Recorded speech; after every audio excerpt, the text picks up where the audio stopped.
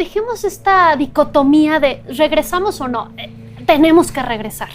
Tenemos que hacer una estrategia escalonada y aprendiendo de los países que ya lo hicieron. ¿Por qué no entendemos? O sea, esto de ya fue bastante, creo que es muy insultante que el presidente dice ya fue bastante. Pues yo creo que nosotros podríamos decir ya fue bastante de gestionar tan mal la pandemia, ya fue bastante de evadir la responsabilidad de pruebas, de rastreos de contacto, de una estrategia coherente de contención epidemiológica y de no hacer nada y simplemente mandar a la gente al matadero, ¿no? Cuando se dice no es necesario vacunar a los niños que ya podemos vacunar, es una absoluta aberración que es completamente ir en contra de la ciencia y del propio bienestar, es decir, estamos jugando con fuego mientras sigamos dejando que este virus se propague. Los tapetes sanitizantes, los controles de temperatura, esto no sirve para nada, esto de rociar a los niños no sirve. ¿Qué sirve? Sirve el cubrebocas, sirve la ventilación, la vigilancia de la calidad del aire en los espacios cerrados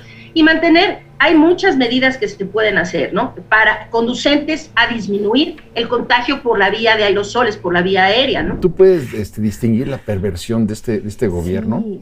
Es en el hecho de que estemos donando vacunas a El Salvador. A ver, esa es una. Pero la otra, si suspendes la construcción del Tren Maya un año, no pasa nada, porque más van a ser quebrado. Lo que tienes que hacer es, con eso compras vacunas.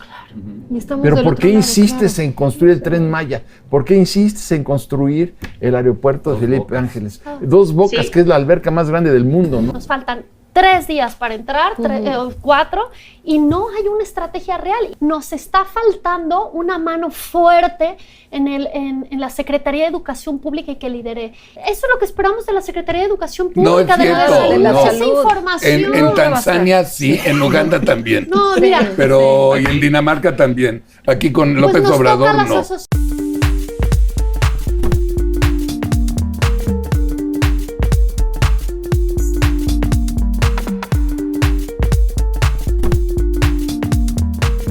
Hola amigos, bienvenidos a un programa más de ¿Por qué? El programa de política para los no políticos.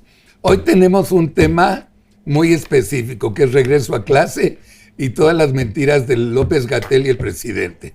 Pero antes voy a presentar. Sarita, ¿cómo estás? Muy bien, muy contenta, como siempre. ¿Sí? ¿Segura? Con un tema muy complicado, ¿verdad? ¿Por qué?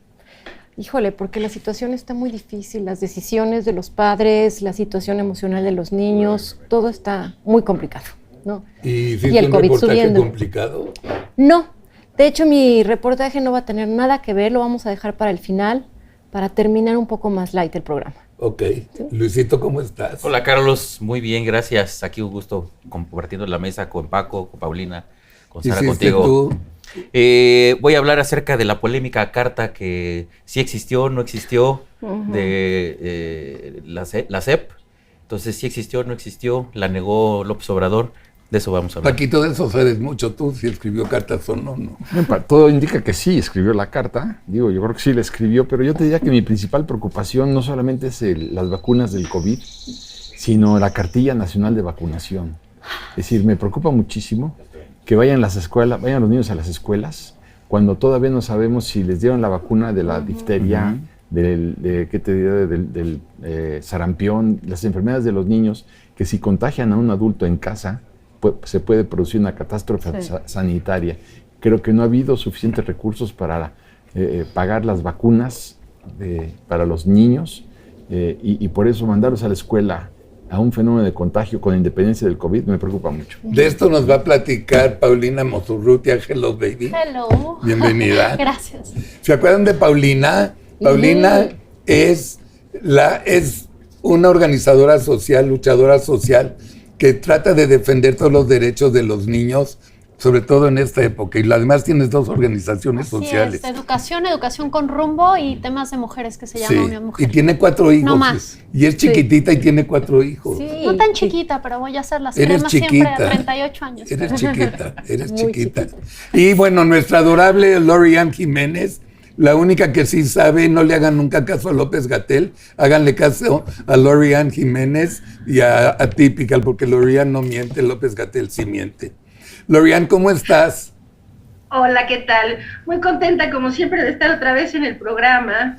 aquí preocupada por la situación, desde luego, pero pues lista para hablar sobre ella y ver qué podemos hacer para mejorarla, ¿verdad? Oye, mi amor, no te pedí que hagas una investigación y te pido perdón, pero ¿tú crees o puedes intuir de dónde hizo López-Gatell la profunda investigación para decir que México ya vacuna más que los gringos al día? Bueno. Él lo dijo, no lo dije yo. Sí lo dijo. Pues creo que lo que le faltó fue un poco de investigación, porque claramente no vacunamos hoy, ni hemos nunca vacunado más que los norteamericanos, ¿no? Que ellos en este momento están un poquito disminuyendo la cantidad de vacunas que ponen al día, pero eso no tiene que ver, es decir, ellos llegaron a poner más de 4 millones de vacunas en un solo día, y esto lo sostuvieron durante 100 días inicialmente, que fue el reto inicial que hizo el presidente Joe Biden, que fue 100 días y cada día por lo menos 1 millón de vacunas. Llegaron hasta más de 4 millones en algunos días. Ahora, pues bueno, se han topado con un problema que es un problema no solo de ellos, sino de muchas partes del mundo, que es que ya no tienen mucha gente que se quiere vacunar. No es que no tengan la capacidad, la infraestructura, las vacunas, etcétera, es que ya no tienen mucha gente que se quiere vacunar y se quedaron en el 52% de su población con esquemas totales de vacunación. Siguen avanzando, pero sin duda, pues, nosotros no hemos nunca vacunado más que ellos, sin duda. Entonces, podemos asumir que estaba pedo. O drogo. No sé cuáles sean sus costumbres de beber, pero pudiéramos asumir, ¿no, en un error, sin duda, en un error, sí, muy grave, desde luego. Sí, dijo que nos vacunamos más que los gringos, está pedo. O su estado natural. O su estado natural, tienes razón. Probablemente, ¿no? Sí, bueno, vamos a ver un reportaje que hicimos y empezamos la conversación. Va a iniciar el nuevo ciclo escolar a finales de agosto. Llueve, truene o relampaguee, no vamos a mantener cerradas las escuelas. Ya fue bastante. El presidente López Obrador quiere que los niños regresen a clases en plena tercera ola de COVID en México. Aunque el país ya registra más casos que nunca del coronavirus, AMLO está aferrado a su idea. Pero el gobierno de la 4T no tiene un plan que brinde certeza para regresar a clases con seguridad. Para muestra, el enredo con la carta compromiso que la SEP pidió a los padres para que estos mandaran a sus hijos a la escuela sin fiebre ni otros síntomas de COVID. También se les pide a los padres de familia que nos hagan favor de precisamente enviarlos con cubreboca y enviarlos con su gel. Y por otro lado también el que nos lleven a cabo lo que es la carta compromiso, la carta de aceptación, precisamente en donde autorizan que el pequeñito puede estar dentro de lo que es la parte de la asistencia a la escuela. Pero, aunque la secretaria de Educación hizo ese planteamiento frente a él en una mañanera, AMLO se desmarcó de la carta. ¿Ustedes creen que yo tuve que ver con la carta? Pues no. Fue una decisión abajo.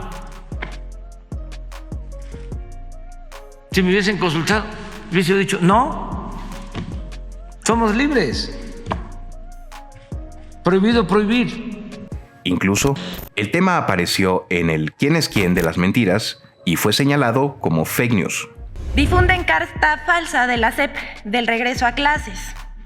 Una vez más, el periódico El Universal publicó el 12 de agosto pasado información falsa. Se trata de una supuesta carta compromiso sobre el regreso a clases que la misma Secretaría de Educación Pública desmintió. Esa información inventada fue difundida por medios y comentaristas. El objetivo de difundir el documento era apuntalar la crítica contra el gobierno de México por el regreso a clases. Y todo para que AMLO ordenara dar marcha atrás con la medida. El llamado es que no hay carta con responsabilidad de los padres. La responsabilidad es de todos y principalmente del gobierno, de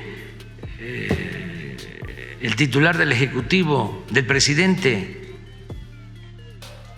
Y si yo estoy haciendo el llamado para que se regrese a clases, es porque considero que no hay riesgos o que son menores y que nos afecta mucho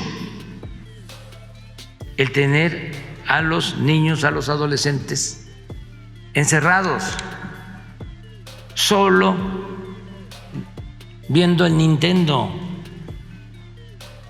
o encerrados aunque no tengan el Nintendo. Sin embargo, la propia Delfina Gómez reconoció que la carta sí es un documento elaborado por la SEP. Yo creo que esto de la carta, yo espero que quede concluido con esta aclaración. Sí, efectivamente fue un formato de trabajo, no se llevó a cabo, se eliminó. Y en atención también a lo que el presidente nos ha dicho y que totalmente de acuerdo, es cierto, no queremos burocracia, queremos que si eso crea problema o alguna situación de incertidumbre, tan fácil como eliminarlo. Muchas gracias. Si no pueden ponerse de acuerdo con una carta, ¿crees que puedan garantizar medidas de salubridad para 25 millones de alumnos de educación básica? Cumpliendo con el capricho de AMLO, el subsecretario López-Gatell ha minimizado la amenaza que el COVID-19 representa para los niños. A nivel poblacional, el riesgo, la probabilidad de que un niño en este momento tenga COVID es muy baja y la probabilidad de que un niño con COVID termine hospitalizado es muy, muy baja. Y afortunadamente la probabilidad de que un niño con COVID hospitalizado pierda la vida es muy, muy, muy baja. ¿Le creerías a quien dijo que máximo habría 60,000 muertes por COVID cuando ya van más de 250,000? 30,000 e incluso un escenario muy catastrófico que podía llegar a 60,000. ¿Confiarás en un gobierno que ya se equivocó tan gravemente tantas veces? ¿Mandarás a tus hijos a clases en las condiciones actuales? ¿Pondrás la salud de tus hijos en manos de AMLO y sus funcionarios?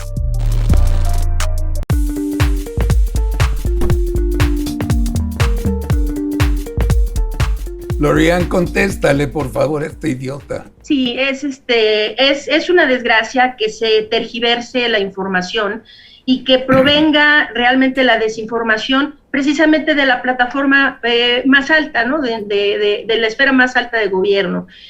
No es verdad que los niños están en poco riesgo, no es verdad hoy porque están infectándose con la variante Delta que sea muy poco frecuente que terminen hospitalizados e incluso que lleguen a morir. Estamos todavía viendo, analizando cuál es la cifra precisa de los niños que están enfermando de gravedad y muriendo, pero esto es algo generalizado ya a nivel mundial, es decir, hay que ver nada más lo que está pasando en Dallas, en Texas, en todo el estado de Texas, en Luisiana, en Florida.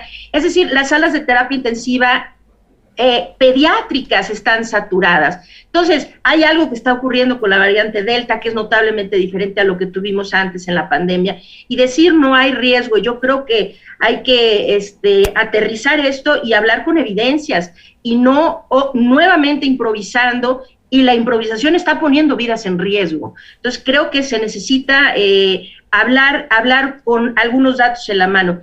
Quiero hacer mención de un dato. En Los Ángeles, en Los Ángeles, California, antes de regresar a escuelas iban a abrir las escuelas. Antes de regresar decidieron hacer pruebas masivas a todo el alumnado y a los profesores administrativos y demás de la escuela. Detectaron en esas pruebas que se hicieron 3,200 casos positivos de COVID antes de regresar a clases. De no haber hecho esas pruebas, esos son 3,200 personas que hubieran ingresado a las escuelas para contagiar a otros.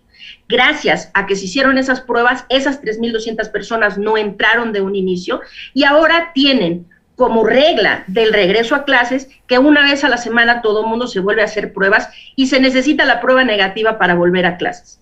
Entonces, cuando se dice no hay riesgo, pues es que hay que ver, estas sí son evidencias científicas que están publicadas y hay que basarse en eso y no simplemente en los discursos demagógicos. Yo te doy algo que les pasó y se los platico a ustedes también. Fuimos a ver a Gary a Florida, acabar su película, la del El padre de la novia, con Andy García y Gloria Estefan. Y eran los últimos 3 días de la filmación. Entonces ahí fuimos Cintia, Vivian, mi nuera, mis 2 nietos y yo a la filmación. Todos los días a todo el staff y a todos prueba antes de entrar al foro. Bien. Todos los días. Y si no, no entrabas al foro, a la filmación, a ese grado. Es que bueno, para entrar a la escuela con seguridad necesitamos empezar a hablar de temas, es decir, no sé por qué se tardó todo este tiempo, se va a iniciar el regreso a clases este lunes apenas en unos días, y entonces la verdad es que lo que uno se pregunta es por qué estos temas no se abordaron antes. Para entrar a la escuela de forma segura no puede estar basado en una ocurrencia, hay que basarlo en evidencias. Y la ocurrencia de que al presidente le agobia que los niños puedan estar encerrados viendo el Nintendo, pues esa no es una razón adecuada para volver. Hay que volver porque la pregunta no es si debemos o no volver, porque es estar cayendo en el lugar común y tratar un tema muy complicado de forma muy superficial. Es evidente que hay que volver, nada más que la pregunta hoy es cómo y cuándo podemos volver de forma segura. Y para esto necesitamos considerar varios factores, por lo menos 3 que son primordiales, y cada uno se podría desglosar, pero nada más mencionando los 3 es, el primero, hay que considerar los contagios comunitarios, el nivel de cómo están los contagios comunitarios en el momento de estar queriendo movilizar a más gente, máxime en una situación en la escuela en donde los contagios son de muy alto riesgo porque se trabaja en sitios cerrados. Entonces, los contagios comunitarios, por ese lado, pues estamos tal vez en lo que ahorita puede ser el pico de esta tercera ola o de este tercer repunte. Entonces, bajo esas condiciones, solo hay 3 estados de la República que podrían regresar debido a los contagios comunitarios en un nivel adecuado. Lo segundo es las condiciones que hay en las escuelas. Es decir, ahorita la secretaria de Salud la escucho decir, ya dijimos, los padres tienen que traer cubrebocas y gel. Si eso son sus medidas de seguridad, estamos muy, muy mal, porque las medidas de seguridad tienen que incluir sí cubrebocas, pero no cualquier cubrebocas. ¿Quién va a garantizar en las escuelas públicas cubrebocas adecuados para todos los niños y los maestros y demás, todos los días que van a la escuela? Eso, ¿quién les va a dar instrucciones de cómo ponérselo adecuadamente, una serie de cosas? Pero hay que garantizar la ventilación de los espacios cerrados. Los espacios que no se puedan ventilar y sean cerrados necesitan tener purificadores. Se podría hablar muy concretamente de monitores de CO2. Hay escuelas en México privadas en donde ya en todas las aulas, oficinas y demás espacios cerrados cuentan con monitores de CO2. Pero las escuelas que pasan a sufrir más no son las escuelas privadas, son precisamente las escuelas públicas en donde no hay estos recursos para hacerlo así. Hay que tomar otras medidas aparte del gel antibacterial. Y el tercer tema es la vacunación. Los maestros en México están vacunados con la vacuna de CanSino. La propia farmacéutica ha dicho que se requiere un refuerzo después de los 6 meses, queriendo decir que ya muchos profesores empezó a declinar su protección. No se ha hablado nada de darles un refuerzo. ¿Por qué no hablamos de esto? ¿Por qué se toma la decisión arbitraria de no vacunar a los menores de edad que ya son elegibles para la vacuna, que son entre 12 y 17 años? Se toma una decisión así. Yo decidí que no se van a vacunar. ¿Por qué no se van a vacunar? Es decir, necesitamos protegerlos. Entonces son estas 3 condiciones que necesitamos ver y procurar que estén en el mejor estado posible para poder hablar de un retorno seguro. Esto de ya fue bastante, creo que es muy insultante que el presidente dice, ya fue bastante. Pues yo creo que nosotros podríamos decir, ya fue bastante de gestionar tan mal la pandemia, ya fue bastante de evadir la responsabilidad de pruebas, de rastreos de contacto, de una estrategia coherente de contención epidemiológica y de no hacer nada y simplemente mandar a la gente al matadero, ¿no? Entonces, creo que esto es lo que hay que considerar para el retorno a clases. Pau, a ver, hay cosas reales. Los niños, no me importa si es escuela pública o privada, ya están hasta la madre de su casa. Es un hecho. O sea, tienen que salir un poco. 2. También tienen la necesidad de convivir. Tú me estabas diciendo, nos ibas a hablar de suicidios de niños y no sé qué, algo dramático que está pasando con niños. ¿Qué se hace en serio con esta pandemia? Es que yo veo solamente tácticas reactivas en vez de una estrategia socioemocional previa. Es decir, hoy salió en el Diario Oficial de la Federación todo el protocolo que se va a llevar 6 días antes de empezar, ¿no? Es un protocolo que honestamente yo lo vi, puse a mi equipo de revisémoslo antes de venir, ¿no? Imagínense las escuelas públicas para que baje. Y luego trae estrategias encontradas, como por ejemplo dice que no debe de haber reuniones públicas, y luego da una estrategia para primaria donde debe de haber, para la resiliencia de los alumnos, honores a la bandera, mostrándole nuestro amor a México. ¿Perdón? Y luego otra estrategia para secundaria donde pueden usar plastilina verde y pegarle al coronavirus. Yo sé que suena chistoso, pero como madre de 4 hijos, como pedagoga, dices, no puede ser que no haya una estrategia real. Y es que el tema de socioemocionales es sumamente delicado. Los niños llevan en un confinamiento importante, se han hecho estrategias, hay estudios cubanos y europeos muy interesantes de cómo manejar todos estos procesos socioemocionales, ver lo que es regular en una situación que no hubiese sido regular, pero hoy lo es, donde ya podemos ver casos de violencia que se ven con ciertas especificaciones en los niños, porque los maestros lo tendrían que evaluar. Acuérdense que los niveles de violencia se duplicaron, entonces tenemos que capacitar a los maestros para tener este ojo clínico y no poner estos talleres de socioemocionales un poco para... pues parecen más como técnicas de boleado fino y manejo de plastilina. Realmente vamos muy tarde con la estrategia. Ahora, no solo pensemos en los niños que tienen que salir, hay padres que tienen que trabajar. A mí, uno de los términos que me parece siempre dolorosísimo es los niños de llave. Es decir, el padre y la madre tienen que trabajar, los niños que tienen que quedarse en la casa y que traen una llave porque tienen que entrar. ¿Qué vamos a hacer con ellos? Y estoy totalmente de acuerdo. A ver, dejemos esta dicotomía de ¿regresamos o no? Tenemos que regresar. Tenemos que hacer una estrategia escalonada y aprendiendo de los países que ya lo hicieron. ¿Por qué no entendemos? O sea, Paco te puede explicar, Paco. Pero es que, ¿para qué inventamos normas si ya lo hicieron? Es más, Inglaterra nunca dejó de ir a la escuela, pero había ciertas especificaciones, híbrido, toda la estrategia, lo poco que pudimos revisar antes de llegar aquí, pues son planeaciones pedagógicas de tácticas, de relaciones muy superfluas, en vez de una capacitación real para los maestros, porque los maestros, como los doctores, son los héroes de la pandemia, y los pobres van a llegar con niños que traen graves problemas socioemocionales, graves problemas de regularización, y van a estar en el frente de batalla sin saber absolutamente qué hacer. Pregúntale a una mamá si sabe, pero como tú bien dices, las escuelas particulares todavía han hecho una estrategia. Pensemos, si tú te asomas ahorita a una escuela, si abre la ventila, si hay algún espacio que hayan puesto lo que se tiene que hacer. ¿Cómo le piden? Me parece burdo hasta del presidente decir, jugando Nintendo, por Dios, ¿cuántas familias no tienen ni para comer? O sea, perdón, presidente, pero es clasista que haga ese comentario. Perdón, es estúpido, ¿no? Entonces, esto de, es que él cree que él es la ley, ¿no? Se hace truene o relámpague, no.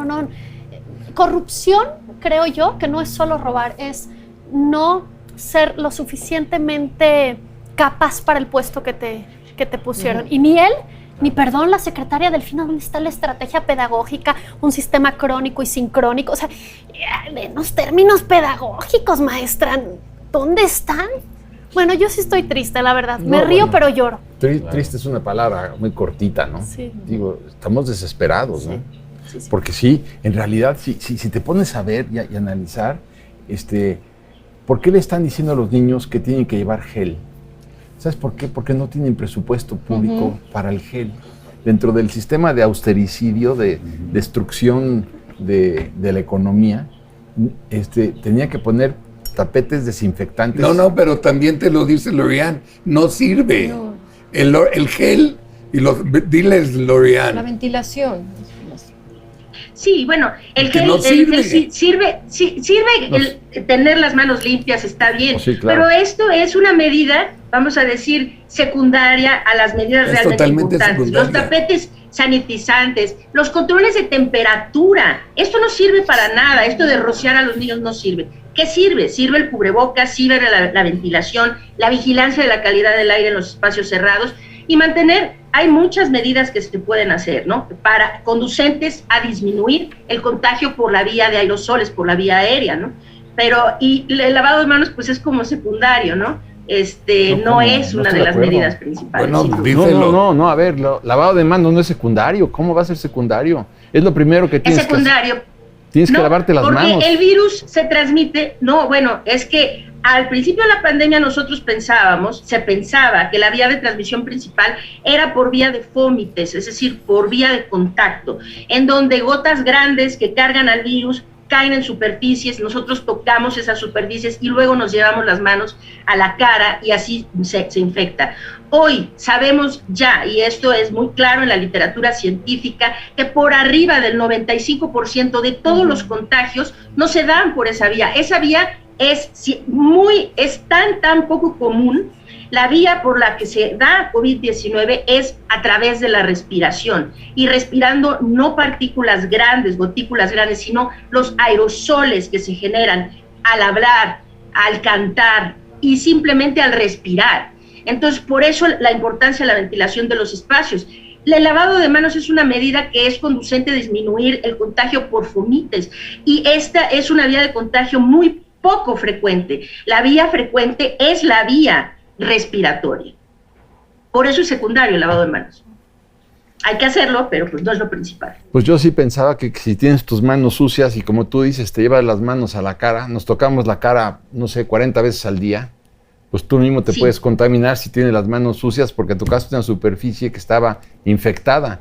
Y al infectarte tú, pues se puedes infectar a otras personas. Tienes que ver más seguido a Típica. Sí. Me queda claro. Eso lo hemos aprendido.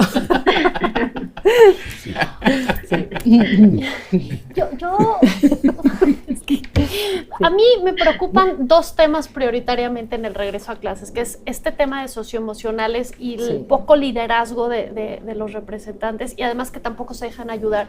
Y luego, entrando, el grave gap que van a tener los niños de poco conocimiento. A ver, vamos a hacer un ejemplo para que lo entendamos en casa. Si tu niño dejó a mediados del ciclo escolar segundo, pues estaría aprendiendo sumas de 2 dígitos, reforzando la lectoescritura, pero ahora llega a cuarto, donde en cuarto ya se ven multiplicaciones. Y además no sabemos en realidad cómo está, pues porque no tuvimos PISA, que es el examen de la OCDE, que ya habíamos platicado. Entonces, ¿qué vamos a hacer con ellos?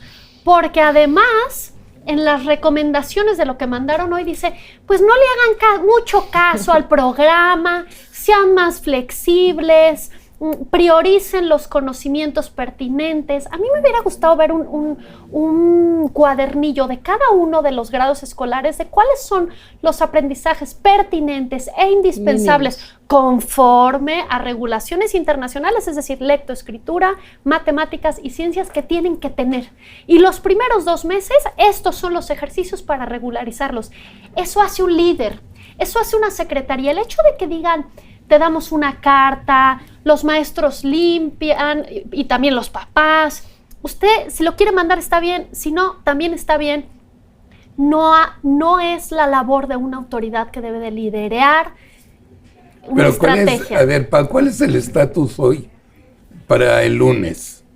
Pues el estatus es que se supone escuelas públicas y que todos privadas van a regresar. Las escuelas presencial. Las escuelas particulares tienen las opciones, algunas de ir todos los días, hay varias que lo han hecho así, pero bueno, hacen pruebas, etcétera.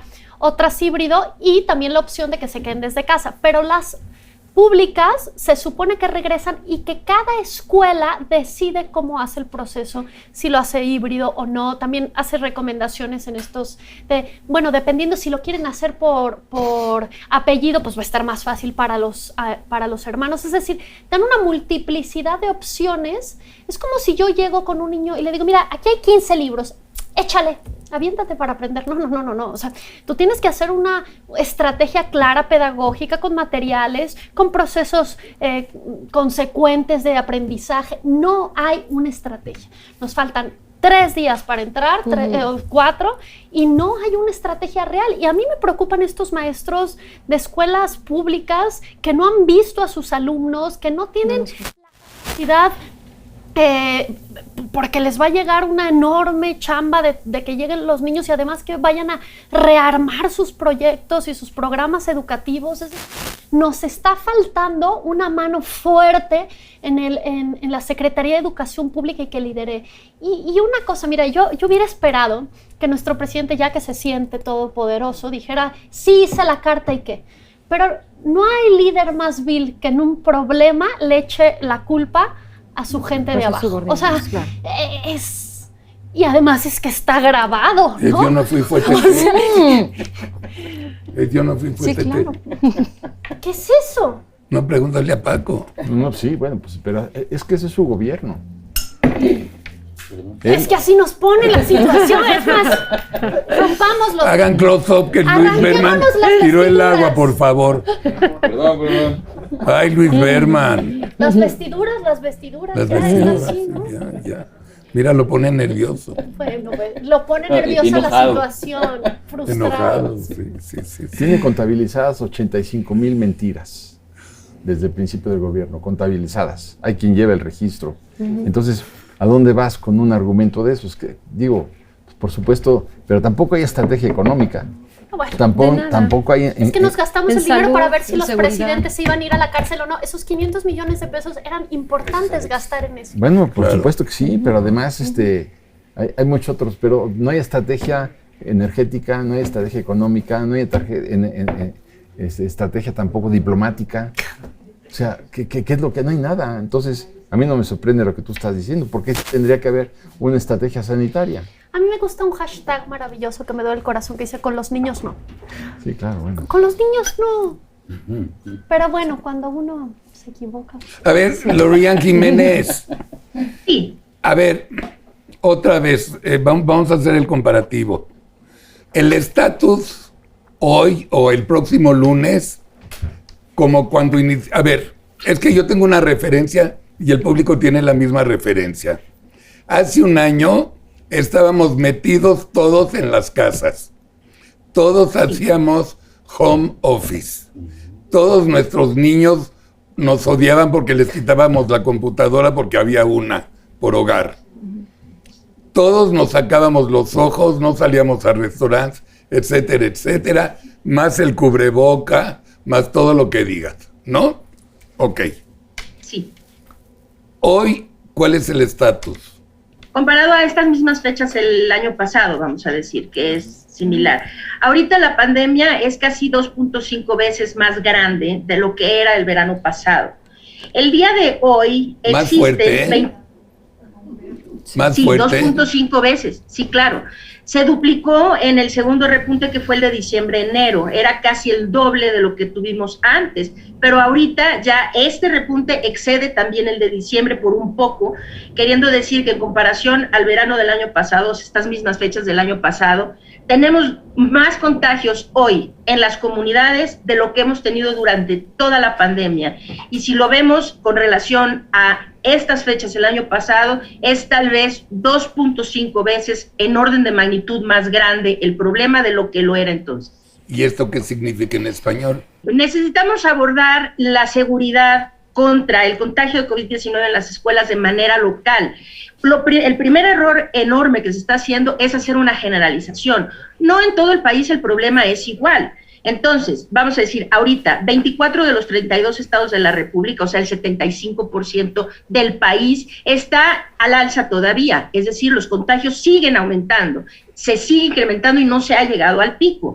Hay 8 estados de los 32, 25%, en donde ya empiezan a ir a la baja, queriendo decir que ya llegaron a un pico, ya van bajando. Estos son Baja California Sur, Chiapas, Chihuahua, la Ciudad de México, el Estado de México, Guerrero, Nayarit y Sinaloa. Muy bien, entonces, cuando hablamos de vamos a regresar, ¿cómo pueden decir Colima, por ejemplo? El estado de Colima sigue repuntando en una pendiente casi vertical de contagios. No solo eso, sino que sus muertes, la curva de funciones, hoy rebasa los 2 picos previos y sigue a la alza. Entonces, en un estado como Colima, ¿cómo pueden hablar de regresar a la escuela cuando la situación es realmente tan grave? Lo mismo en el estado de Veracruz. Pero hablemos Chihuahua. Chihuahua hay muy pocos contagios comunitarios y está bastante estable la situación de las defunciones. Entonces, posiblemente Chihuahua ya reúne ese primer requisito, de tener los contagios comunitarios en un nivel razonable que permita regresar y tener más movilidad. Ahora hay que ver las condiciones de la escuela, la vacunación, etcétera. Pero el primer error es ese, ¿no? Hablar una generalización de se puede hacer en todas partes, y definitivamente creo que la estrategia de que haga que cada quien haga lo que le venga en gana, es decir, no es obligatorio, si quieres vas y si no, no, y esto. ¿Cómo puede un maestro dar clases presenciales y el resto de sus alumnos que están en casa qué? O sea, ¿cómo está la estrategia para hacer esto de cualquiera hace lo que se le pega la gana? Es muy complicado. Es que no puedes llevar un programa en donde explicas algo y luego niños faltaron y cuándo regresan y cómo lo vuelven a ver. Sí. Es casi imposible llevar un programa pedagógico estandarizado si no tienes cierta normatividad de cuándo van y cuándo no. Es más, en justo lo que dice de cuándo sí, cuándo no, y si de repente te llegan todos los niños y luego no te llegan, o sea, tiene que haber una estrategia. Te toca ir ese día y de ahí se hace el proceso. Pero hay algo que yo no entiendo. Perdón, ahorita, ahorita. Subió 2.5 veces más. Sí. Hace 2 veces, 5 veces menos, no se nos ocurría hablar de sacar los niños a la escuela. Hoy con 2.5 veces más, están hablando que si baja 2.3 menos. Pero es que ahí hay un punto importante, la demás industria ya regresó, entonces también hay que pensar en las familias trabajadoras, ¿qué haces con los niños? Porque antes, como tú bien dices, salvo hospitales, supermercados estaban fuera, hoy el 90% de la industria está fuera, entonces, ¿qué se supone que vamos a hacer con estos niños? Tampoco hay redes de apoyo, porque cuando el abuelo ayudaba, pues ahora es mucho más complejo llevar al niño aunque esté vacunado, te preocupa que le vaya a pasar algo, es decir, es un problema social, creo que también por eso es que lo están tomando. Tomemos en cuenta que casi el 40% de las escuelas, si no es que más, particulares cerraron porque ya no pudieron con la carga, entonces, si no abren, ¿qué va a pasar con estos niños? Mira, yo creo que es un problema tan complicado. Estaba escuchando a la directora del Centro de Especialización de Estudios Psicológicos de la Infancia, que acaban de sacar un estudio de qué ha pasado con los niños después de 17 meses de encierro. A las conclusiones que llegaron es que obviamente hay índices altísimos de sedentarismo. El aprovechamiento escolar bajó impresionantemente, ¿no? Esto que dijo el presidente también tiene algo de cierto. Los niños han ido mucho más a la tecnología, no al Nintendo, pero sí a los teléfonos celulares, a las tabletas, etcétera, ¿no? También el relajamiento en la disciplina y la pérdida de hábitos. O sea, los niños ahorita no tienen horarios, o sea, se van a acostar a las 11 de la noche, que igual a las 8 de la noche, dependiendo del humor de los papás, ¿no? El desgaste en la relación familiar, que es lógico, se ha dado mucho, y esto también ha traído consecuencias en el estado emocional de los niños, ¿no? Y vemos que aquí traigo unos datos bien interesantes. En 2020, el número de suicidios en niños, niñas y adolescentes fue de 1,150, es un récord histórico. En niños la violencia familiar subió un 24%, también por estar encerrados, ¿no?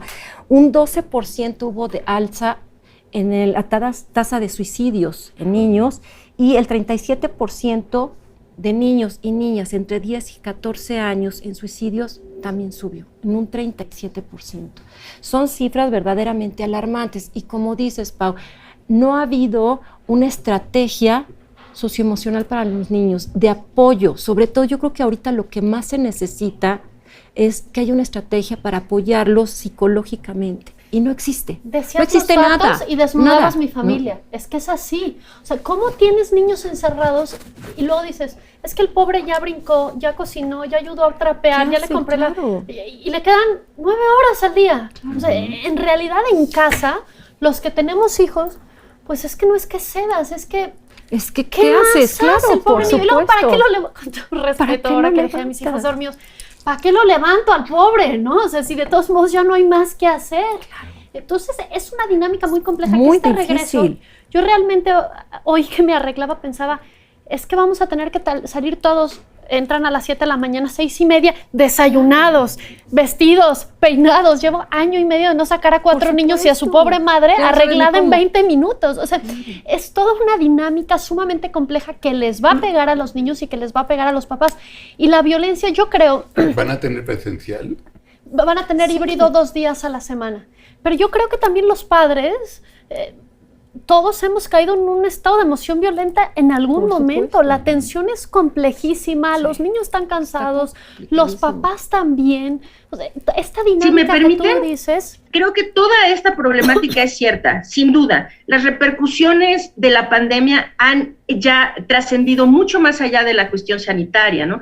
Tenemos problemas sociales, sin duda. Estamos ahorita hablando de las escuelas, pero si el programa se tratara de la economía, estaríamos más o menos en el mismo tenor. Si se tratara de la cultura, estaríamos en el mismo tenor. Es decir, los problemas son sociales, económicos, culturales, de muchos tipos, ¿no? Incluidos los educativos. Pero a ver, para contestar la pregunta que hizo Carlos, que se me hace importantísima, ¿por qué, teniendo más gravedad de la pandemia hoy, podemos hoy decir, bueno, pues vamos a volver a clases y estamos haciendo este tipo de discusiones como si no nos importa ya el problema de los contagios, la enfermedad y la muerte, cuando hace un año, teniendo 2.5 veces menos, decíamos, es imperativo encerrarnos porque nadie se quiere morir? Y entonces, Carlos, creo que haces una pregunta que es absolutamente indispensable, y eso, está ocurriendo un fenómeno que yo creo que necesitamos aterrizarlo bien y hacer un buen análisis de él. Se ha hecho una normalización de la pandemia, normalización en el peor sentido de la palabra. Es decir, se ha hecho una normalización de la enfermedad, del sufrimiento y de la muerte. Porque cuando dijo el presidente, esto no es más que un pequeño repunte, necesitamos aterrizar este pequeño repunte de qué se ha tratado. Este pequeño repunte lleva 3 meses, inició el 25 de mayo, hoy es 24 de agosto, o sea, casi al día 3 meses. En este periodo de tiempo, a las cifras oficiales del día de ayer, en este periodo de tiempo se han muerto 31,566 personas de COVID-19, ¿sí? Más de la mitad de lo que López-Gatell pensó que iba a ser el escenario catastrófico de toda la pandemia. Esto en este pequeño repunte. Entonces, es muy grave lo que está pasando y hay que atender los asuntos socioeconómicos, sociales, psicológicos, emocionales y de todo tipo. Pero sí tiene que haber algo que tome precedente sobre todo esto, y si algo puede tomar precedente de todo esto es la salud y la vida de la gente. Entonces, pues claro, hay que solucionar el resto, pero mientras no lo solucionemos la pandemia, porque ese es el problema central, que el gobierno sigue evadiendo su responsabilidad de controlar esta crisis.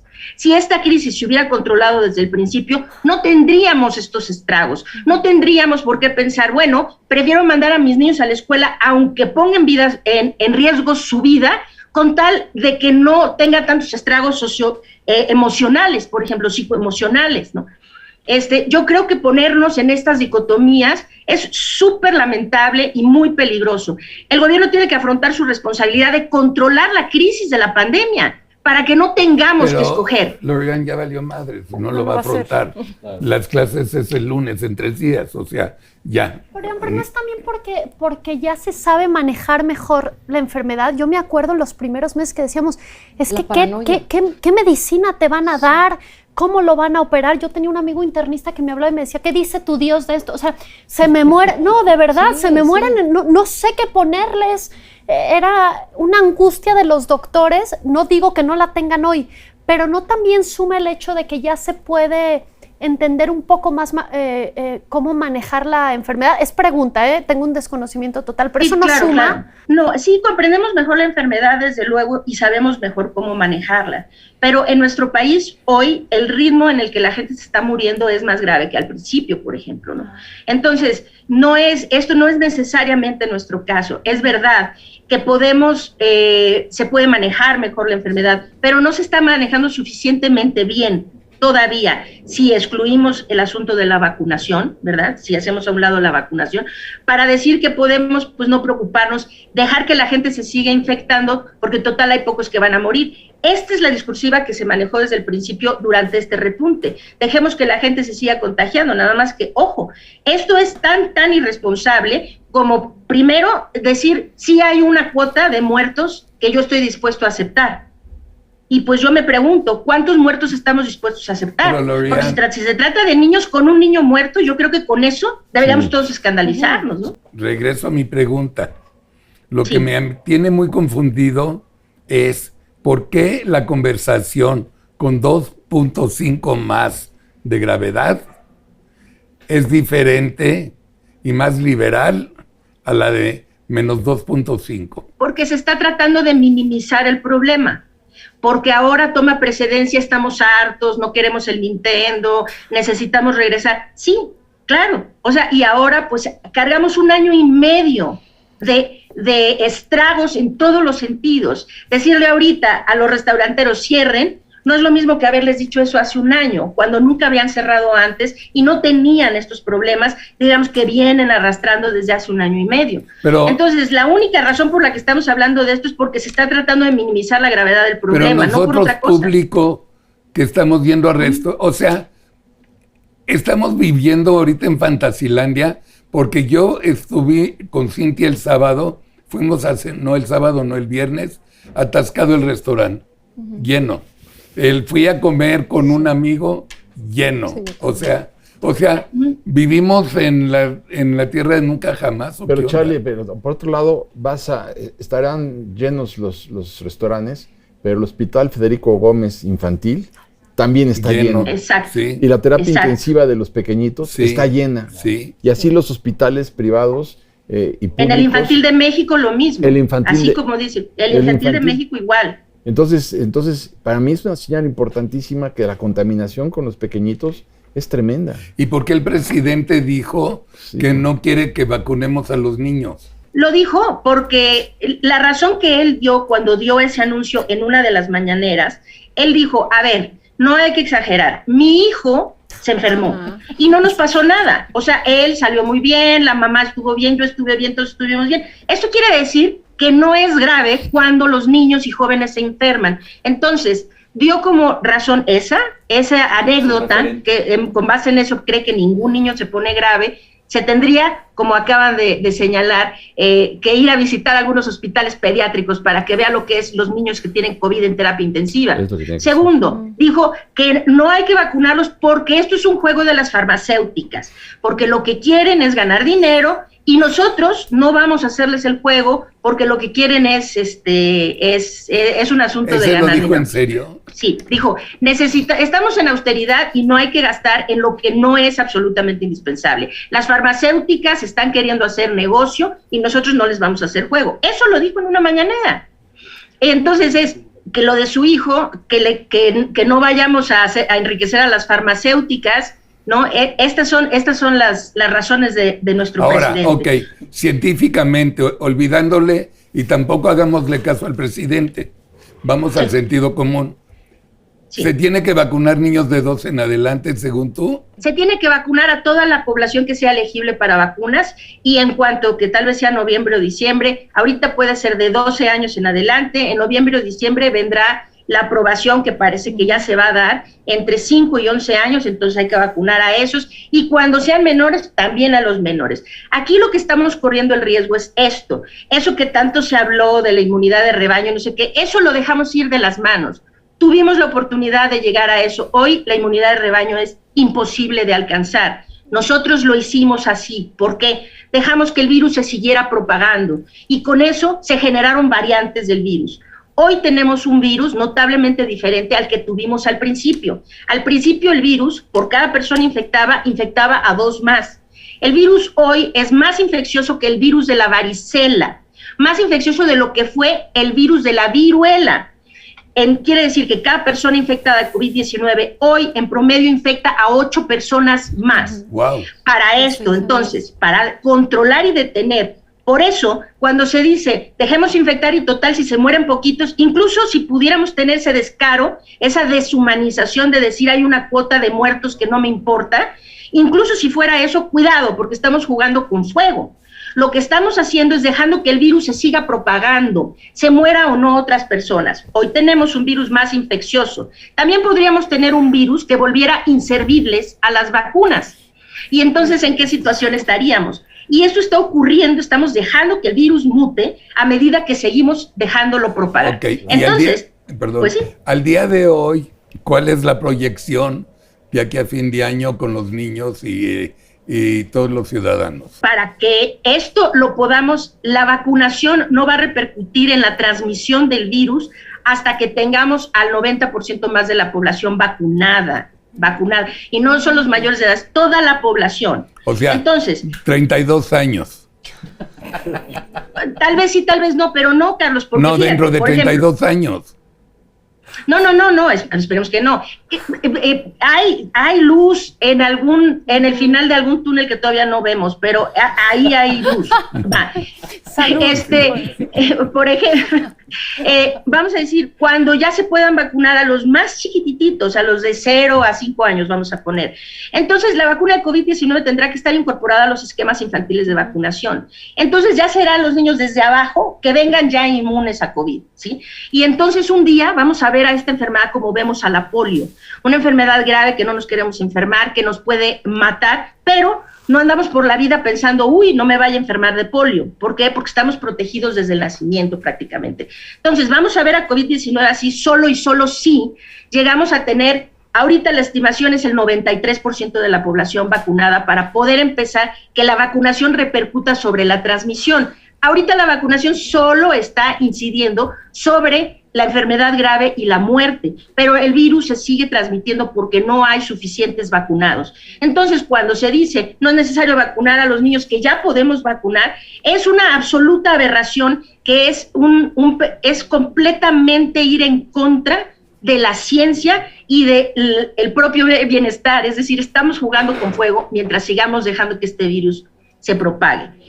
Ahora, para contestar muy claramente, ahorita parece que estamos ya en el pico o en el punto alto de este repunte, del tercer repunte. Todos los modelos matemáticos ahorita están diciendo eso. Parece que estamos ya a punto o ya llegamos al punto alto, queriendo decir que de aquí empezará a descender. Pero los modelos matemáticos nos dicen que el descenso va a llevar 3 meses. ¿Qué es lo que dijiste entonces, la semana pasada? Sí.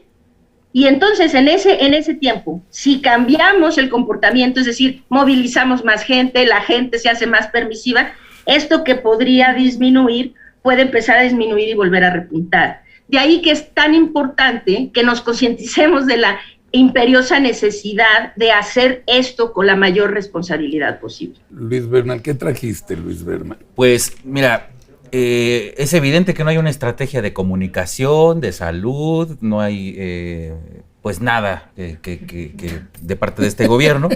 Lo que sí, entonces eso trae como consecuencia pues que no hay confianza entre los padres de familia, evidentemente, y aparte se contradicen, ¿no? El florero de la Secretaría de Educación Pública dice una cosa y luego dice el presidente que no, demás.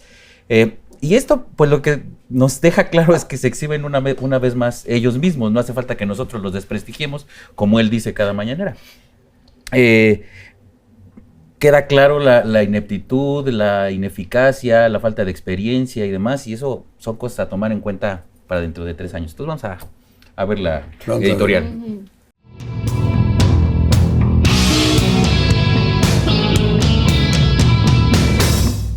En medio de una tercera ola de contagios de COVID-19 por la llamada variante Delta y de cara al nuevo ciclo escolar 2021-2022, el regreso a clases es inminente. Llueva, truene o relampaguee. Esa ha sido la voz irresponsable de Andrés Manuel López Obrador, que ha dejado claro que la vuelta a las aulas está en el tope de la lista de prioridades de su gobierno.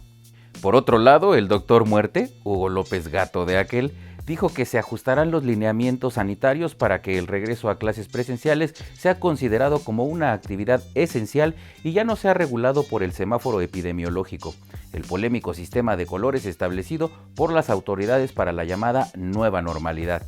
No está sujeto a restricciones, aun cuando tengamos el semáforo rojo, dijo el inútil en una reunión virtual con gobernadores. De igual manera, la gran idea de volver a las aulas fue secundada por la secretaria de Corte y Confección, de Gobernación, Olga Sánchez Cordero, y después la secretaria de Educación Pública, otro florero, Delfina Gómez, insistió en que se haría con base en una estrategia nacional integral en la que participarían todos. En México, 62% de los padres de familia no quieren que sus hijos asistan presencialmente a la escuela, según encuestas recientes. Este rechazo no se debe a que la educación no sea importante para las familias, ni a que falte compromiso de los maestros con sus estudiantes. Más bien, 68% de los mexicanos no percibe que el gobierno federal y las administraciones estatales tengan preparado adecuadamente un regreso seguro. La negativa de los padres de familia a las clases presenciales refleja el fracaso de las autoridades en generar la comunicación y la confianza necesaria que puede garantizar condiciones mínimas de seguridad en las escuelas ante la crisis de salud que vivimos. La realidad es que no hay un plan, no hay una estrategia, cosa común en este desgobierno. Regresar a clases lo más pronto posible es un asunto de la mayor prioridad, pero no se debe hacer a lo tonto. No se ha dado ninguna recomendación ni se ha presentado ninguna normatividad por parte del gobierno. Pero chútense esta.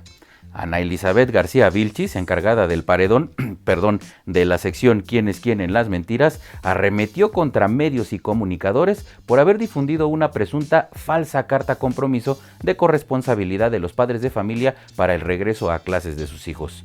El documento, que había circulado entre maestros del país, fue desautorizado por el propio Andrés Manuel López Obrador, después de que varios medios aludidos aclararon que fue la propia SEP la que difundió una carta de esa naturaleza.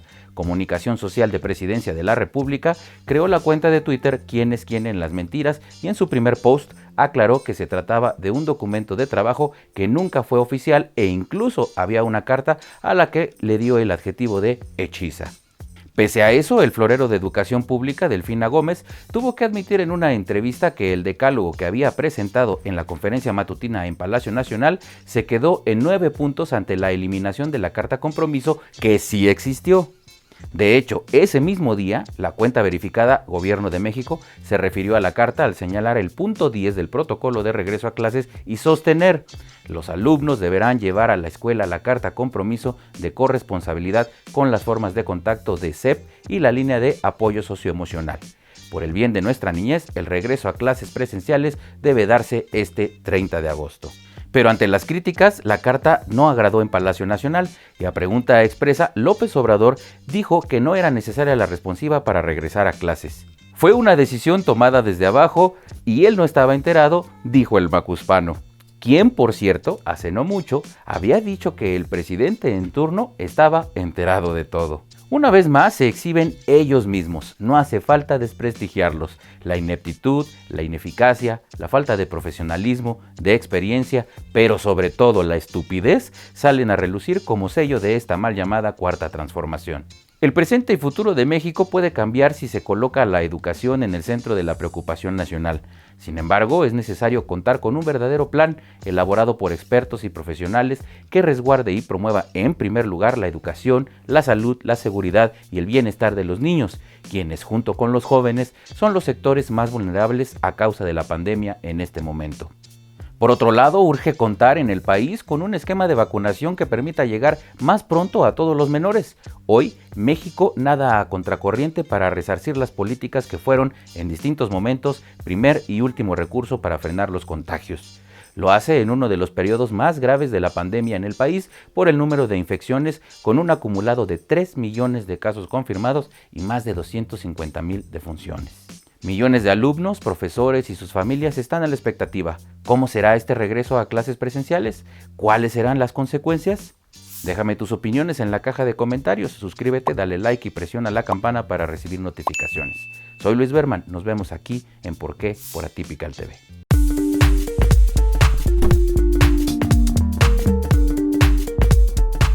Muy bien, Luis Berman. Gracias, Carlos. Oye, pues coincide con todo lo que hemos platicado, ¿no? Dos observaciones. Sí. Deberías escribir un libro que se llame, de veras, El gobierno de los floreros. Oye, ese está buenísimo. Está hermoso el título, me gusta. Ponle así, El gobierno de los floreros. Porque además, en la mañana decíamos con Charlie que el presidente de la República es secretario de Educación, secretario de Hacienda, secretario de Comunicaciones, secretario de deportes, quedamos, ¿no? y También, de CONADE. de salud. Era el director de salud. CONADE. Sí. Sabe todo. Es secretario de todo. Sí. Por eso son los floreros. Claro. Tú, si haces un libro que se llama El gobierno de los floreros, será un éxito. Oye, viniendo de ti la sugerencia, Paco. Pero hay otra cosa que quiero decir que me llamó mucho la atención, fíjate. Cuando hablas del 69% de padres que no quieren llevar a sus hijos a la escuela, hay una doble preocupación. No solamente es el hecho de que se contaminen y que se enfermen, que ya de por sí es un problema serio, Claro. es que dentro de la crisis económica no se pueden dar el lujo que se les enferme un hijo porque no tienes recursos, porque perdiste el empleo, porque la hija perdió el empleo o porque el abuelo murió. Entonces tienes un doble problema. Se te enferma un hijo y no tienes dónde llevarlo. La pagada de útiles No hay escolares, seguro, otro no hay seguro punto. social. La pagada de útiles escolares, reinscripción, El INSABI cuotas no de... sirve. El INSABI no sirve, entonces te enferma un hijo y ¿qué haces? Claro. Es un doble problema. Lorian, por supuesto. muertos son, Sí. no son 250,000, me dijiste que se multiplican por 2.5, ¿verdad?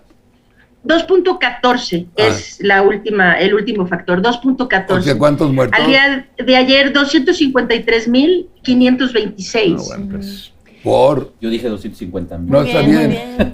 pero lo multiplicas. 526 por 2.14, estamos hablando de 542,545 muertos. Yo dije 600.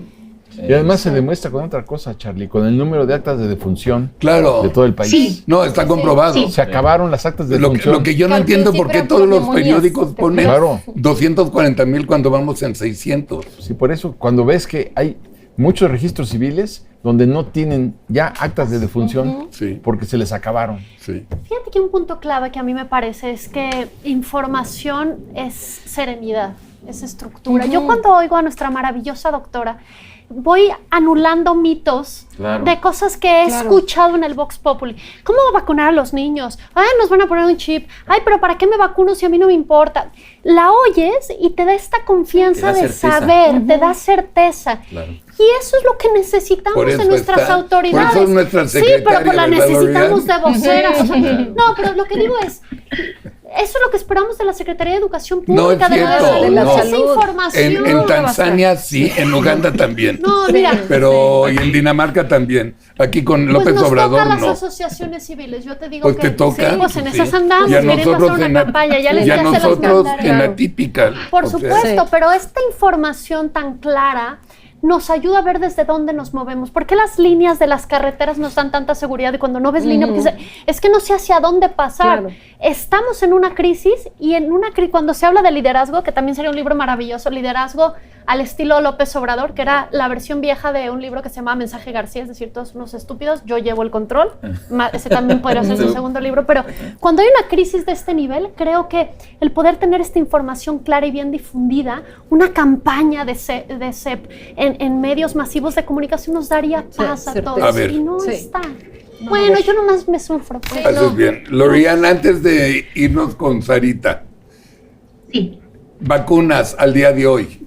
Estamos tristemente quedándonos cada vez más rezagados. A ver, tenemos hoy, al día de ayer, pues a cifras Sí. de ayer, el 24% de la población mexicana total vacunada con esquema completo, 24%. 24. Ok. Hay otro 20% que tiene solo esquema parcial de vacunación. A ese, Esto manita, a ese le sumas, sería 44%. 44% de personas Sería que tienen por lo menos Una una vacuna. dosis. Ok, ok. Ajá, de los cuales solo el 24% tiene ya Dos. esquema completo, Ok. dejándonos pues por abajo de la mayoría de los países ¿En latinoamericanos. cuántos meses? Empezamos a vacunar en diciembre, a finales de diciembre. En 8 meses llevamos En 40%, en otros 8 meses. No es cierto porque es una vacuna. En 32 años, Dios mediante.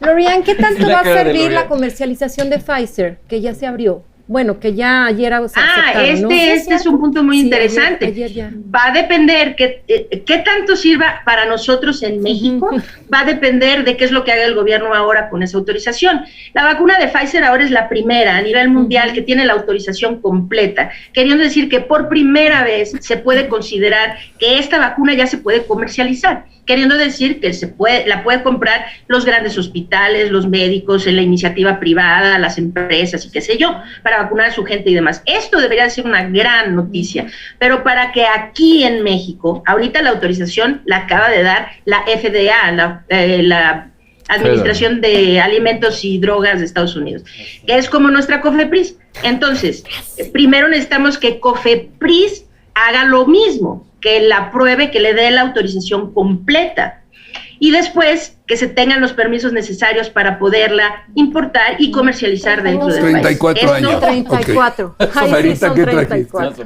Ay, Lorian. A ver, Sarita. Bueno, les voy a cambiar totalmente el tema porque Lorian, para sí, mí 34 años, 34 años. Más o menos. Y medio. Ay, no, en algún lado hay ese túnel y al final de ese túnel hay Oye, pero una pregunta. Tiene antes de 34 años. Sí, a ver, una pregunta. Si fulanito de tal va a Houston a visitar a sus familiares, ¿puede ir a CVS y comprarme 2 vacunas, por favor? No, te las dan gratuitas. Sí, pero no las puedes traer para acá. A México. Para traerlas a México en cuanto se empieza a vender en Estados Unidos, porque ahorita no se venden, se aplican. O sea, cualquiera puede ir a aplicársela, pero no deme 3 viales para llevar, no, todavía no. Pero se acaba de dar esta autorización queriendo decir que sí. Para entonces ahora habrá algún lugar en Estados Unidos donde se vendan y entonces, pues sí, alguien puede ir. Aquí el único detalle fino es la forma como se manipula la vacuna, porque la vacuna de Pfizer necesita ultracongelación, es decir, refrigeración entre menos 65 menos 85 grados, y esto pues sí es un poco quisquilloso, ¿no? Se tendría que ver cómo manejarla para que llegue todavía funcional la vacuna, ¿no? 38 años. Una hielerita. Una hielera de las chelas. Dos puntos muy rápidos. Donde tú puedes distinguir la perversión de este gobierno es en el hecho de que estemos donando vacunas a El Salvador. A ver, esa es una. Pero la otra, ¿qué problema tienes en suspender el estúpido, Tren Maya 1 año para que en lugar de que le metas miles y miles de va a costar 180 mil millones bueno, de pesos. el juicio a expresidente No, todavía peor, me refiero millones. a la parte, sí, bueno, también a la parte económica. Si suspendes la construcción del Tren Maya 1 año, no pasa nada, porque más van a ser quebrado. Lo que tienes que hacer es, con eso compras vacunas. Pero ¿por qué insistes en construir el Tren Maya? ¿Por qué insistes en construir el aeropuerto de Felipe Ángeles? 2 Bocas, que es la alberca más grande del mundo, ¿no? Ahorita está alberca, sí. Sí, entonces yo te digo, ¿por qué no suspendes esas obras y te fijas en la salud de la gente y sobre todo de los niños, como tú decías? Porque los niños no. Porque no es tema. Pero ¿cómo no va a ser tema la salud de los niños? Bueno, claro. Ya, se acabó. Sarita, ¿qué trajiste? Vamos a terminar de una manera amable. Vamos a terminar de una manera amable y también aquí voy a hablar un poquito, que me lo habían pedido mucho, sobre Ana Elizabeth García Vilchis. ¿Quién es? ¿Vas a ver quién es? No sabe ni su nombre, ¿quién es? Vamos a ver quién es, ahorita la van a conocer. ¿Ana qué? Ana Elizabeth García Vilchis. Vamos a ver qué chula. Te la voy a presentar. Para dar vuelo a una campaña desatada desde la semana pasada en medios de comunicación y redes sociales con el tema del supuesto riesgo que corren los niños con el regreso a clases. La firmeza en la voz, así como estar bien plantada en el suelo, proyectan credibilidad, seguridad y determinación, incluso si eres un personaje en un espectáculo. Y vemos a medios de comunicación, comentaristas y supuestos especialistas exagerando los contagios de menores por COVID-19. Aprende los sorprendentes secretos de la comunicación no verbal y serás más empático y exitoso, ya que esta no miente y no se exhibe, para bien o para mal.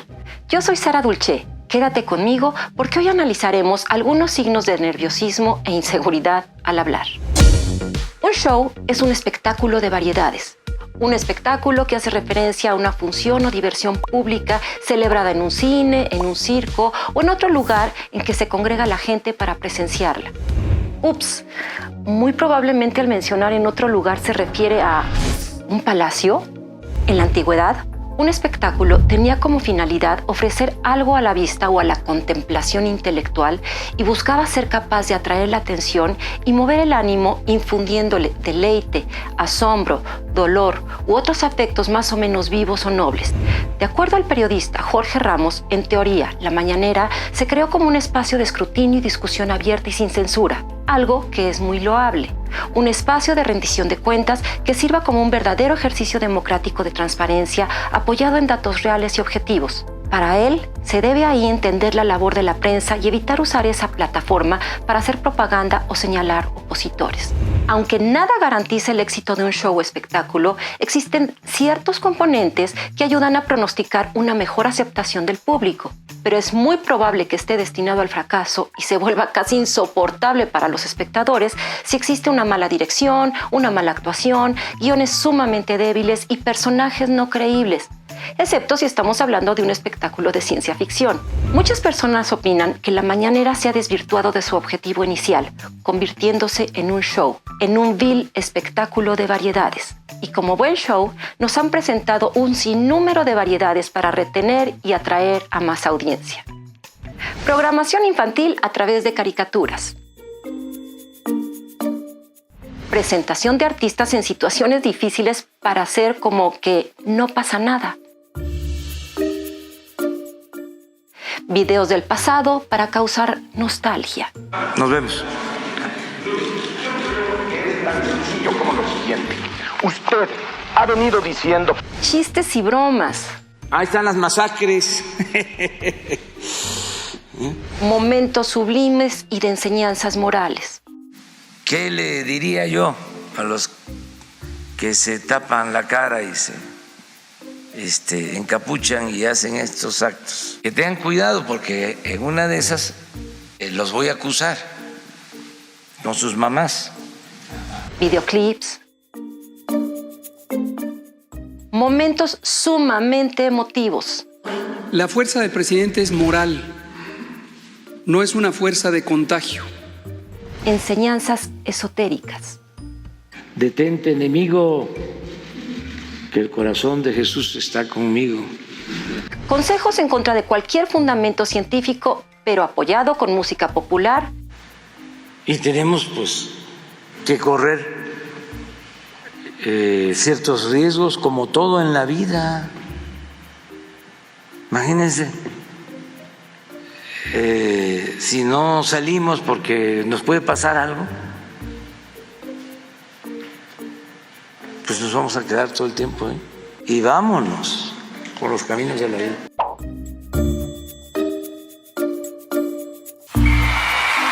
Y como en cualquier gran espectáculo de orden mundial, no puede fallar un espontáneo.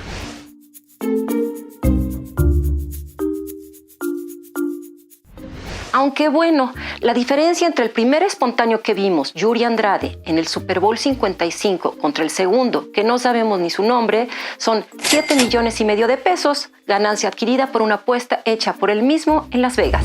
Pero volviendo a la mañanera, ahora se engalana cada miércoles añadiendo contenido y una nueva sección. ¿Quién es quién en las mentiras?, cuya protagonista es Ana Elizabeth García Vilchis, quien desde hace no más de 2 meses es la encargada de detectar contenidos engañosos y las mentiras en torno al presidente de la República y al gobierno federal, como parte de un ejercicio periodístico que busca esclarecer hechos y dichos para contribuir a garantizar el derecho a la información del pueblo de México. En LinkedIn dice su perfil que es licenciada en Antropología Social por la Benemérita Universidad Autónoma de Puebla y también ha trabajado como coordinadora de contenidos web en la Jornada de Oriente, además de ser directora de redes en la Coordinación General de Comunicación Social y Vocería de la Presidencia.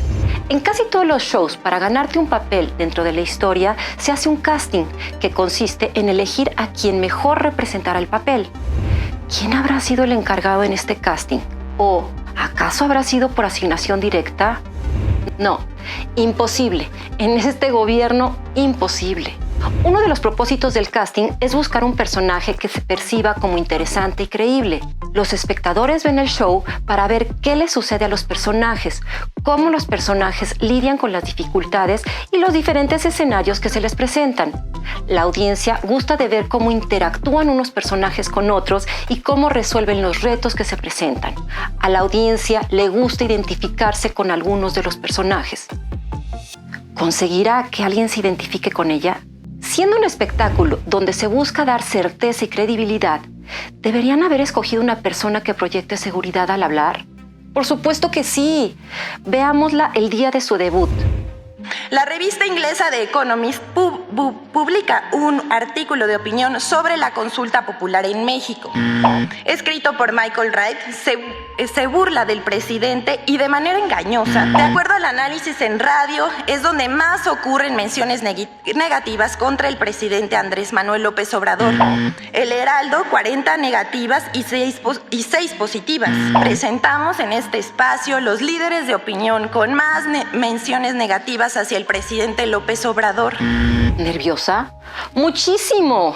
Ese estirar la pierna sacando el pie fuera del podium es un grito silencioso de «ya me quiero ir», y su juego constante del pie muestra una total inseguridad e incomodidad. ¿Y el aire acondicionado estaría apagado? ¿O por qué sudaba hasta en la parte superior del labio? ¿Sería ansiedad? Y su tartamudeo constante, aunque esté leyendo, ¿no está convencida de lo que dice? Aunado a esto, una voz temblorosa, insegura y vacilante. Veámosla en otra ocasión, no muy afortunada.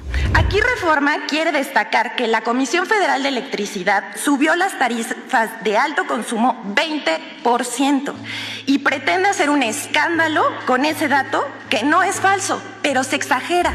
Su sección es una vez a la semana. Tiene tiempo de preparación. Esta nota salió un día antes, no fue un bomberazo del mismo día. Siendo periodista y saliendo en el programa más visto de la televisión mexicana, según sus datos, lo más importante para dar credibilidad en un periodista es utilizar un vocabulario preciso y objetivo. Claro, la exageración es por los signos de admiración. Valdría la pena pedir a la prensa que antes de publicarlas manden sus portadas a la vocera para que ella las apruebe y evitar caer en este tipo de exageraciones tan escandalosamente neoliberales. Déjame tus sugerencias de temas y comentarios. No olvides suscribirte, toca la campanita y recuerda, nuestro lenguaje no verbal nos exhibe, para bien o para mal.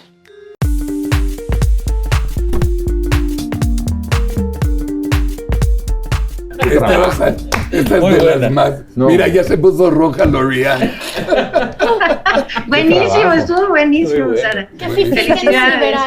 Muy bueno. Y el trabajo de recopilación. Sí. Cuidado, ¿no? Qué chamba. Qué chava, ¿no? No, qué bárbara. No. Qué chava y qué vergüenza de chava. Y ella, bueno, pues ya. Sí, no. Pero además ven su carrera. Es triste, digo. No tienen historia de la jornada en es como además está si eres leyendo. la encargada de deportes de Tuxtla Gutiérrez, pero en la colonia Jardín. No me acuerdo en qué nota. Pero está leyendo. Cero credencial, ¿por qué? no sabe leer, no sabe. Pero para ella, hablar en la marranera esta, mañanera, o como se llame, con el presidente de la República, imagínate lo que es para ella, de acuerdo al antecedente que tú dices, claro. No, si hasta el bigote le suda. Sí, buenísima, Sarita. Muy buena. Yo había puesto en mi carta del Universal de la semana pasada, ¿Ah, sí? que habían hecho un casting y que ganó una payasa. Y qué chistoso que pusiste una payasa, porque es una payasa, porque además es una mentirosa, o sea, dice sí, pero no, pero no, pero sí, pero, bueno, pero no. No, es cierto, pero exageran en una cifra. Eso no, o es no, hombre, te mueres de risa. El 20% es cierto, pero exagera. Ajá, exagera, en una cifra, o sea, matemáticas. No, bueno, por favor. ¿Vieron esa nota durísima que decía ninguno de los servidores públicos hoy en día eran nadie antes y serán nadie después? Es decir, o sea, es un nulo conocimiento, un nulo currículum, no hay credenciales. Nada, no hay historia, no hay trayectoria. Pau, muchas gracias. Gracias. Ya veremos, esperemos que... Pau ya nos trajo una idea que también quiere tener un programa que lo estamos empezando a hablar para la temporada 2. Así que bienvenida. Sí, no, imaginaremos tú con Mario. Me gusta tu sonrisa. Y Paco Martín Moreno, ya saben, bienvenido. A partir del 15-17 de septiembre entra con su programa en temporada 2. ¿Ya estás listo? Ya en sus marcas, claro que sí, Charlie. ¿Ah, ya estás listo? No, absolutamente. Felicidades. Bueno, gracias a que se te ocurrió a ti la idea. Seguimos haciendo pilotos. Sí, bueno, pero lo de la historia, ¿cómo dices que se va a llamar? La historia se repite. La historia se repite. Está padrísimo. Sí, que se repite. Sí, son analogías que Paco nos va a platicar con 1 o 2 invitados, según hagamos el casting.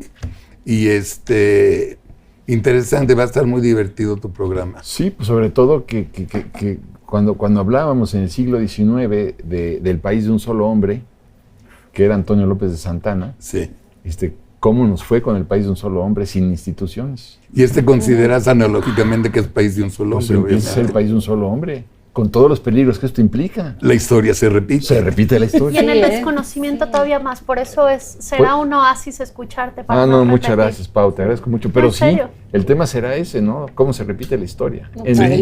Nada más dimos un ejemplo, pero hay muchísimos. Sí. Claro.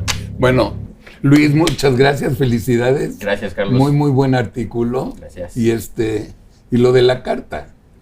Digo, hay que ser más específico siempre, pero esta señora secretaria, ¿por qué no renuncia? Porque no tiene dignidad, ni nada más ella. Como le dijo los de abajo. Sí, claro. Los de abajo. Los de abajo. Y hablando de los de abajo y eso, les recomiendo que vean mañana Desayunando. Ya lo grabamos. Viene Ángel, que eso nos tiene muy contento porque está bien de salud. Invitamos a Paco Martín Moreno. Invitamos a Pepe Newman, al psiquiatra Pepe Newman, que también ya es colaborador de nosotros, Javier Lozano y su servidor. ¿Cuál es el tema? En esencia, es la continuidad de López Obrador contra la clase media y los que estudiaron en Harvard. Pero es demostrar la mariconería de todos los secretarios de Estado que han estudiado en el extranjero y que no tienen los pantalones de renunciar. Hablando de gente sin dignidad, quiero dedicarle estas palabras a Vicente Serrano de Sin Censura. Muchas gracias por dedicarme 2 videos mentándome la madre. Eso me deja muy claro que te hierve la sangre ver que este canal va para arriba y que este canal es muy importante para ti y lo que yo hago mucho más. Así que ojalá haya oportunidad de coincidir y hablar de frente. Gracias. No, yo agregaría algo. No sé quién es, ¿cómo se llama? Vicente Serrano. ¿Quién es? Es un macaco croquetero. Oye, don Nadie, nunca vas a estar en Atípica. Punto. Sarita. Punto. Solo ves los ojos. Gracias. ¿De qué? De nada. Lorian, gracias. Sí. Nos vemos el jueves. Y yo sí quiero decir una cosa más. Miéntale la madre al señor Serrano también. No. Esto es algo muy bonito. Tuve una experiencia extraordinaria grabando un programa con niños que se llama Preguntamos porque somos niños, de la Coordinación de la Divulgación Científica de la UNAM. Y ahí los niños me preguntaban cosas con relación a la pandemia, y ahí conocí al pequeño Diego, que era uno de los niños que preguntaba, y Diego y su mamá son súper fans de Atypical TV. ¡Qué buena onda! Ahí me conocieron y me dijeron que mandara muchos saludos a ti, Carlos, al resto del equipo, y lo único que quiero es despedirme y decirle a Diego, hola. ¡Ay, qué Saludar a Diego. Pues muchas gracias. Saludos. Gracias otra vez, nos vemos el próximo jueves, nos vemos mañana y el domingo en Platicando vamos a tener a 2 magos que adoro, que he tenido 44 veces en Platicando en Azteca, son lo máximo. Nos vemos, feliz fin de semana.